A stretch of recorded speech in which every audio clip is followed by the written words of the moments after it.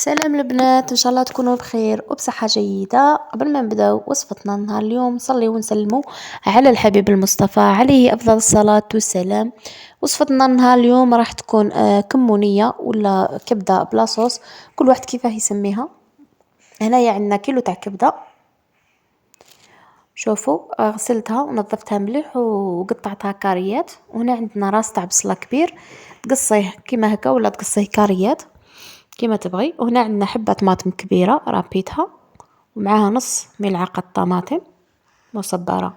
عندنا الملح وليزيبيس، عندنا راس الحانوت وفلفل كحل وكمون وفلفل حمار، وعندنا سنات تاع ثوم، عندنا دبشة والزيت. وهنا الفلفل بالنسبة للناس اللي تبغي الحار، اللي ما تبغيش الحار ما ديروش. هنا نروحوا الكبدة تاعنا نملحوها ونقليوها شغل نص قلي برك.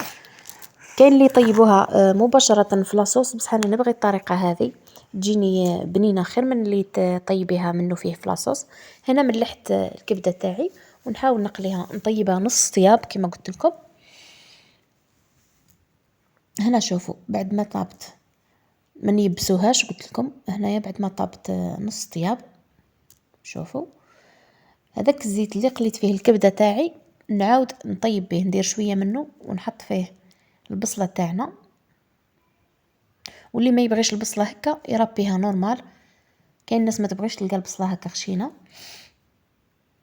هنا نذبلوا البصلة هذيك تاعنا في الزيت ونضيفوا معاها هذيك لاصوص طوماط مع نص ملعقة طماطم مصبرة، نخليوها لهنا حتى تكتك كيما راكم تشوفوا. ونضيفوا لها لي زيبيس، ماشي هذو كامل، درت غير ملعقة صغيرة. درت فلفل كحل وكمون وراس الحانوت وفلفل حمار. هنا شوية دبشة. ولهنا طبعا على نار هادئة، اي حاجة تطيب على نار هادئة تجيكم بنينة. شوفوا لهنا نضيف الكبدة تاعي نخليها شوية تتقلى مع هذيك لاصوص، من بعد نضيفوا لها كاس برك تاع ماء ونقصوا عليها خلاص ونقفلوا عليها ونخليوها تطيب في عقلها. هنا لانه الكبدة ما تديش الوقت في الطياب، وثانيا انا طيبتها نص طياب ديجا. هنا كيما راكم تشوفوا نضيفوا كاس تاع ماء برك ونقصوا النار كيما قلت لكم ونقفلوا عليها. شوفوا لهنا راهي طيب. وهنا من جهه واحده اخرى رحت خدمت شويه حميص. الحميص هذا تاعنا في الشرق نديروا فلفل حار ومعه شويه حلو باه ما يجيناش حار بزاف، ونديروا طماطم وثوم نشويوهم كامل ونديرهم بالطريقه هذه في الساشي ونقفلوا عليهم باه من بعد يجينا تجينا سهله في نقشروا هذيك القشره. هنا بعد ما قشرت هذيك القشره اللي الفوق، شوفوا قصيتهم بالطريقه هذه. نزيد نقص معاهم هذيك الطماطم والثوم ونحطهم في مقلاة، حتى ينشف عليهم هذاك الماء تاع الطماطم شوية. ومن بعد نضيفوا عليهم شوية فلفل كحل وشوية ملح وشوية دبشة. هنا شوفوا كيما قلت لكم هذا الماء لازم ينشف شغل نكمل، هو مشوي بس حنكملوا له شوية طياب برك باش ما يجيناش ناقص طياب. هنا كي ينشف هذا قلت لكم الماء نضيفوا له فلفل كحل وشوية زيت زيتون بالنسبة للناس اللي تحب الزيت زيتون، اللي ما تحبش ديري ملعقة تاع زيت عادية، والملح شوية دبشة وخلاص هكا راهو طيب. هنا الكمونية تاعنا راهي طيب. شوفوا بعد ما طابت معانا ندير لها رشة تاع دبشة. من جهة واحدة اخرى رحت خدمت هذيك الفاكهة اللي كانت عندي، زدت عليها 2 حبات تاع فراز وخدمتها سلطة فروي غير بالياقورت بالطريقة هذه كما راكم تشوفوا فيها، درتها معكم من قبل. مرة نخدمها بالياغو، ما كانتش عندي الياغو، كانت عندي غير الياقورت هذيك تاع الفرنك خدمت بها عادي. تقديم كيما تبغيو، انا نحطها هكا نبغي نزينها قلت لكم على جال رازان، نزينها هكا كل خطره مره بحلوه مره بالتوبينغ هذاك مره بفاكهه، كل خطره باه نزينها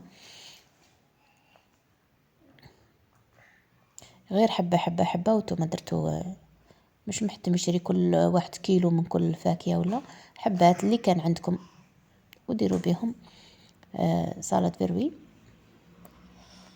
هنايا وجدت هذه وحطيتها في الفريجيدار. وهنايا درت الخبز هذا، شوفوا خفيف بزاف بزاف بزاف خير من اللي نشريوه من برا. شوفوا وما ديري فيه لا بيض لا والو. بالنسبه للناس اللي ما تحبش البيض هذا مدهون غير بالماء. كنا نقصه معاكم به تشوفوه كيفاه راهو خفيف. هذا ثاني راح ندير لكم الوصفة تاعو ان شاء الله في قناتي. شوفوا كيفاه الداخل ما يجيش معجن، يجي خفيف كما راكم تشوفوا فيه ريشة.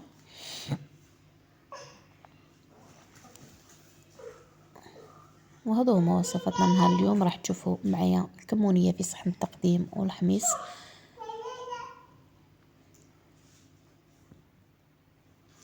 هذه الكمونية تاعنا قلنا بعد ما طابت. لاصوص تاعها جات خاثرة، جات بنينة بزاف بزاف. جربوها بالطريقة هذه.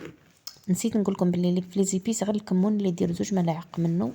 ليزيبيس الاخرين كامل ملعقة صغيرة ملعقة صغيرة، والكمون ديروا منه 2. شوفوا الحميص تاعي كيفاه طاب. بالنسبة لي ما تبغيش الحار خلاص تقدري ديريه بالفلفل الحلو والطماطم نورمال. هنا شوفوا انا ما نخليهاش تنشف، نبغي نخلي فيها شويه لاصوص هذيك باه نغمسوا فيها. قدر تخليها تنشف تخلي غير الكبده وحدها مع البصله. وهذا هما وصفتنا نهار اليوم. ان شاء الله نكون كنت خفيفه عليكم. اللي عجبتكم وصفتنا نهار اليوم ما عليكم غير تكثروا من اللجام وتخليوا لي تعليقات مليحه كيما مالفين. ونقول لكم دمتم في رعايه الله وحفظه. مع السلامه.